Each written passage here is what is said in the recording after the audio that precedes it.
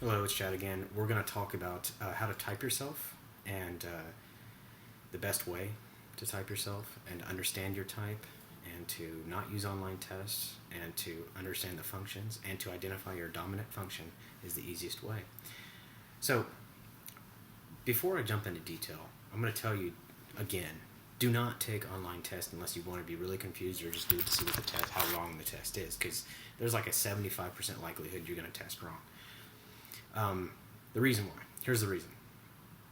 Tests use a structure where they're going to determine if you're an introvert or extrovert. They're going to determine if you're an intuitive or sensor. They're going to determine if you're a feeler or thinker, and they're going to determine if you're a perceiver or judger. It's totally wrong. Okay, let's just talk about that P and J function at the end, okay? You're only a P if your first extrovert function is actually a perception function. So still, you may be mistyped as a J because if you're P, you're an actual P, and you're mistyped as a J because you make decisions and judgments faster than a P, but yet you're still ending in a P. That's odd. So you can't go that route. Not smart to go that route unless you want to be really confused. The best way to do this is to identify that dominant function. Okay. You can try to use the introvert-extrovert thing. So, I must be an INTJ because I'm introverted. Or I must be an ENTJ because I'm extroverted, or INTJ because I'm introverted, or whatever else. But that's not the way to do it, because honestly, if you have one extroverted function, you're going to have an introverted function. You're going to have two introverted functions, and you're going to have two extroverted functions. So it's a waste of time. Instead, you got to identify what your dominant function is. Okay, you got to make it clear. Understanding your dominant function. It's the function you use unconsciously. It's as unconscious as digesting food. You don't have to consciously do it. It's as conscious as breathing. It's like your first reaction. You don't think about it. You don't process it. You don't need to make a choice to do it. You just do it. It's just natural. It's like I can look at something unstructured in my environment, and I naturally have to organize it. I just can't stand inefficiency. What does that make me? It makes me a dominant extroverted thinker. That's only a small part of it, obviously. There's a lot more to extroverted thinking than that, but I cut out needless details, I cut out needless facts, and I get to the point very quickly. Boom, that's it. So that makes me an extroverted thinker. So that leaves two types, because honestly, each function, there's 16 total types. You got a lot of enneagrams, a lot of potential subtypes, tri-types, that type of thing, but there's 16 Myers-Briggs types. And those Myers-Briggs types really give you a nutshell, and they're general, but they give you a nutshell of how you function. And honestly, it's freeing, understanding your types. So when you identify your dominant function, you really just narrow from 16 to 2. There's only 2 of each dominant function. You have 2 NI dominants, 2 TE dominants, 2 TI dominants, 2 SE dominants, 2 SI dominants, 2 FE dominants, 2 FI dominants. It's very simple. And so, and 2 NE dominants. Sorry for ENFPs and ENTPs, I left you out. So, but identifying that, there's only 2. So if I know I'm an extroverted thinker, that leaves ESTJ or ENTJ. So what's my natural default second function? That's what, and the second function is not as autopilot. It's something I can consciously choose to use or not. I can consciously think about something or not think about it.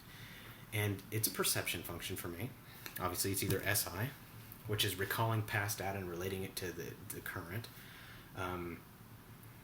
or it's thinking of future possibilities and thinking of what could be, what could happen, and that's more of what I do. And there's a lot more information about that. I'm just getting a general nutshell version here. I have other videos that explain those functions in detail, but identifying that auxiliary function. Once you identify your dominant function, you already know your bottom function because they're on the same axes. Your dominant function is going to be so overwhelmingly powerful, it's going to crush your inferior function. It's going to make it very small and you not trust it, and it's so unconscious that you really have to do it. There's a lot of ways to type yourself. Identifying your dominant function is one of them that narrows it down to 2, and getting auxiliary function is a little bit difficult. So the best way I like to do is actually analyze the tertiary function. It's like when you're under a lot of stress, do I really Like my tertiary function is SE. ESTJ's tertiary function is INE. And so the question is, when I'm under a lot of stress, do I refer to more athleticism and trusting the environment, or do I actually prefer to analyze my feelings? That's how I would distinguish it if I was an INTJ or a ENTJ. On the other hand, if I wanted to determine if I was an ESTJ or an ENTJ, I would say, when I'm under a lot of pressure, do I analyze possibilities? No, I analyze possibilities by choice. ESTJs will start using that tertiary function if their top two functions are not working for them. So they'll say, okay, what are the possibilities in the present moment? What are the possibilities in the present moment? What other choice do we have? Okay, so the boom, boom, boom, they start using that extroverted intuition. So I like to look at that. And so determining the two types, getting it narrowed down to two types, you should not be in the category where you're confused what your dominant function is. Okay, it's the unconscious one. It's like the one that's just most viable. And then you have a choice one. It's like a backup. It's like you have a rifle and then you have a pistol. The rifle is what you're using until you run out of ammo. You toss it aside and you pull out your pistol. It's the same kind of concept. Okay, so your auxiliary, your backup, that's your second function. Look at it this way. Okay, INTJ versus ENTJ. INTJ's dominant function is to perceive. Oh, they're a J, so they can't be perceived. No, they're perceivers first. INTJs will not judge. They will listen to something they completely do not agree with and just sit there and look at you. And you don't know what the hell they're thinking half the time. You're just like, what the hell is this guy looking at? What is he thinking? What might he be thinking? You know, on the other hand, an ENTJ is going to go, the hell are you talking about? You know, like, you don't make any damn sense. Okay, an ENTJ will cut you off faster. They're gonna judge quicker. An ENTJ will hear part of the sentence and then go, that's bullshit. An INTJ will sit there and go, I see, very interesting. Yeah. And then 4 hours later, they'll tell you, they'll write you an email even because they don't want to see you, because that's INTJ naturally, and they'll go, yeah, that was stupid. But they'll judge later, and they'll perceive longer. So INTJs are more thorough because they analyze more incoming data and perceive it, and then make a judgment. ENTJs will judge faster, and they're more focused on getting to an end or result faster than INTJ. INTJs pride accuracy. ENTJs pride acceleration, getting there faster. It's fast. It's speed. And so there's a difference. Okay? It's not like, I like to sit at home, therefore I'm introverted, therefore I'm an INTJ. No. That's ridiculous. Because honestly, ENTJs look like INTJs quite a bit. What's the reason for that? The reason is very simple. ENTJs are very selective of who they spend time with. They want to grow and accelerate, and it's more efficient to work than it is to hang out with people. So ENTJs can often peer as INTJs. They're not interested in wasting time. I have zero interest in going to a bar and hanging out with friends. I'm not interested. It doesn't accomplish anything. Waste my time. Getting drunk is inefficient for my body. I don't want to do it. I have zero interest. Unless there's an objective. Okay? There has to be an objective. But I can see, look, I can spend that 5 hours and I can, get 10 steps further in my business, or I can spend that 5 hours, waste it, and not remember it. And then I lost 5 hours of my life. So ENTJs can appear very introverted. They'd rather work at home or work where they are in their office and workaholics. ENTJs are very hardcore workaholics because they're efficiency. They're about efficiency. What's more efficient? They're always looking at what is going to produce the best result. INTJs, on the other hand, are pride accuracy. They're going to say, I want to do this one time, and that's going to be the last time. And so they'll think things all the way through. But again, this is about typing yourself. This is about finding that dominant function, and they're quite different. An INTJ is perceiving first, always. Boom, boom, boom, perceiving. And then they make a decision. That's that auxiliary function, but they have to choose to make a decision. Okay, it's time to stop thinking, time to start doing. ENTJs will start doing, and they'll say, you know what, I got to stop and think. So there's a very visible difference between your auxiliary function and your dominant function. You just got to pay attention to it. You got to see what's going on. You got to understand that. You got to see it, you got to feel it, you got to know what your dominant function is. In a nutshell, extroverted thinking is organizing logical, empirical data, changing your environment, structuring, building, speed, objective, goal-oriented, wants to accomplish an external result in the environment. Introverted thinking is truth-seeking, analysis, detail, inductive. Deductive. What am I thinking? It's deductive. It's breaking down. It's analysis, analyzing. So an INTP I call like Michael Pierce, I think, said this. It's calling them a analytical mastermind, and an INTJ is the strategic mastermind. There's quite a difference.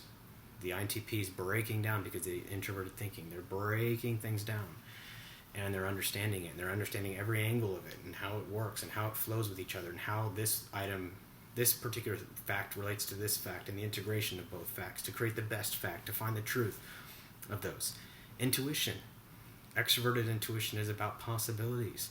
It's about possibilities of the present moment. It's about taking an object and looking at every relationship it has with a million other objects and analyzing double truths at the same time. Extroverted intuition humors, I say the word humors and it's not the right word, but humors the possibilities of things that are seemingly contradictory. Introverted intuition is very deliberate, it's very focused, it's very specific, it's very streamlined, it's very narrow. It's laser focused. And it's projected forward. Introverted intuition calculates probability of things. There's a chance this happens, but there's a chance that this is going to happen. This chance is higher, therefore it's this one thing that's going to happen. An ENTP is, any user, ENTPs specifically, or ENFPs, are looking at many different things at once, and they're analyzing that with the introverted thinking that they have, ENTP specifically.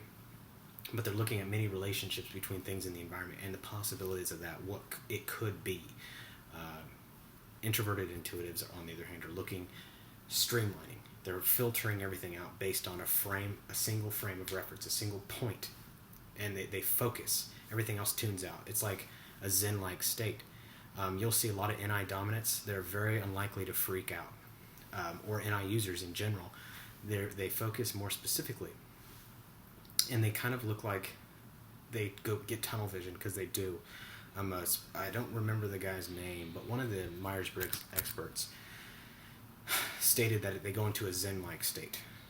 INTJs and INFJs, NI dominants specifically, always seem very deliberate. Everything they say and do has been well thought out, and you can tell that with a NI user. There's videos that I talk about NI and NE and kind of the differences, but I'm going to work on creating a new variation of those videos later. Point is, that's the subtle difference between the two, but understanding that and that streamlined focus. Not that you don't ever use NE, it's just not very active if you're an NI user. Sensing. Extroverted sensing is more about athleticism. Extroverted sensors tend to be in better shape, not always, but in better shape. They're very athletic.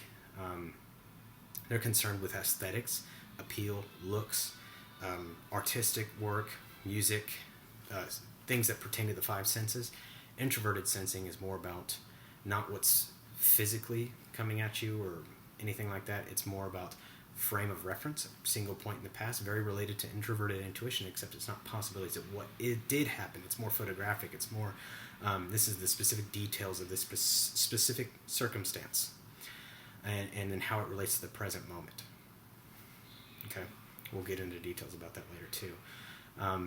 And then, of course, your feeling, introverted versus extroverted feeling. Extroverted feeling is more about harmony and peace among other people. It's more about pleasing other people, harmonizing with them, listening to them, being more relating to them.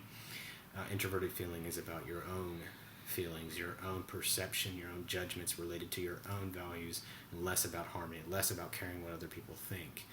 So, if you can identify which judgment you use, let me go back and fix that feeling. Feeling's a judgment function, so if you judge based on how you feel or your value system, then you can identify FI or FE as your dominant function. It's like what immediately comes to surface. Do you react emotionally before you think? What word choice do you use? Identify what's unconscious for you. It's just default state. Okay? Do you organize default, or do you feel default? So anyway, that's kind of how to recognize your dominant functions and what to do about it and how to use them, how to move forward with them.